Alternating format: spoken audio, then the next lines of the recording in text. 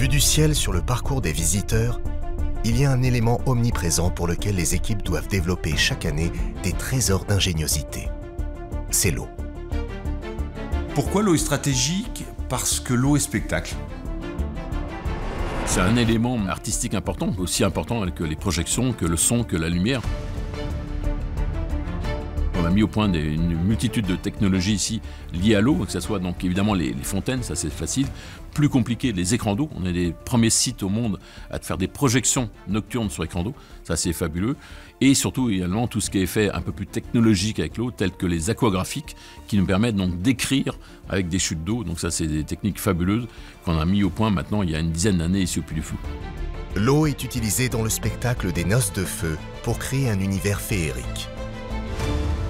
L'eau est l'élément clé aussi des Chevaliers de la Table Ronde, une attraction emblématique. Elle donne d'abord le rythme dans les scènes de combat. On a 3 systèmes airshoot, donc c'est des systèmes qui nous permettent d'envoyer des gerbes d'eau conséquentes à 5 mètres de haut. Sous la surface, une bonbonne de 100 litres d'air comprimé est réglée à 3 bars de pression. Juste au-dessus, un fût contient de l'eau. Sur commande, une vanne libère très rapidement l'intégralité de l'air qui a pour effet de projeter l'eau au-dessus des combattants. L'eau apporte ensuite le côté spectaculaire lorsque ce chevalier glisse littéralement en surface. C'est plutôt à l'image d'une planche de surf. On s'est un petit peu inspiré de ça au début. Un rail sous-marin est posé sur toute la trajectoire. Un bloc étanche encercle le rail. Il contient les batteries et les moteurs. Il est relié grâce à un mât à une planche située à 10 cm sous l'eau où l'acteur vient caler ses pieds sur une pédale. Avec un mécanisme, un aspect sécurité, l'acteur vient positionner son épée dans un fourreau et en positionnant cette épée dans un fourreau, il va nous autoriser le lancement du mouvement du chariot. Et puis ensuite, toute la liaison se fait par liaison Wi-Fi avec la régie technique. Mais le plus spectaculaire arrive à la toute fin du spectacle.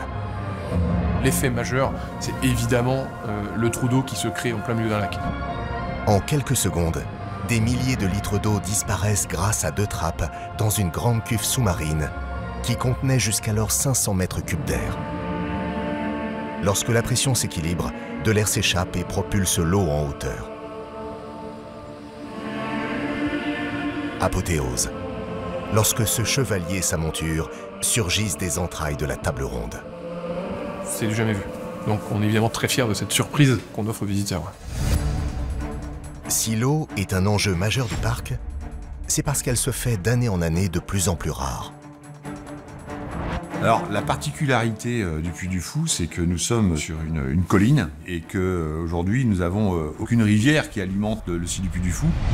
Nous avions un stress hydraulique important et une année d'ailleurs, on a failli pas remplir le plan d'eau. On avait même acheté 100 000 francs à l'époque, c'était des francs d'eau pour compléter le niveau d'eau. Donc dans les temps de la Sinicini, c'était catastrophique. On dit plus jamais ça.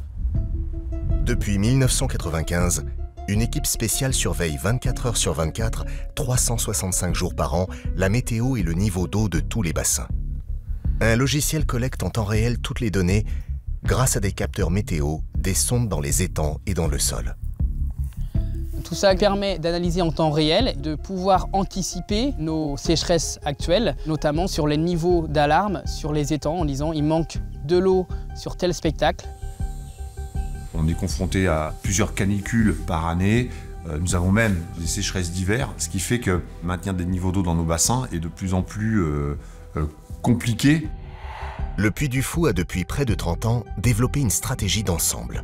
Notre réseau hydrologique est composé de 18 étangs qui sont tous en cascade, c'est-à-dire que le trop-plein de l'étang A va tomber dans l'étang B et ainsi de suite. Ce que nous avons voulu faire, c'est les connecter entre eux pour pouvoir véritablement gérer l'eau comme une denrée qui ne doit pas se perdre. Pour que rien ne se perde, un système de pompage permet, en cas de besoin, de faire remonter l'eau de l'étang de la Sinécénie vers les autres bassins.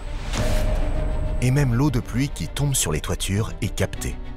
Alors vous allez dire, quel défi technologique, là encore, quel défi! C'est-à-dire qu'il a fallu qu'on interconnecte toutes les toitures, l'ensemble des réseaux souterrains, mais aussi tout ce qui va constituer les ruissellements naturels, pour qu'on récupère ces ruissellements, qu'on récupère toute l'eau de pluie où qu'elle tombe et qu'elle soit à nouveau orientée vers nos plans d'eau.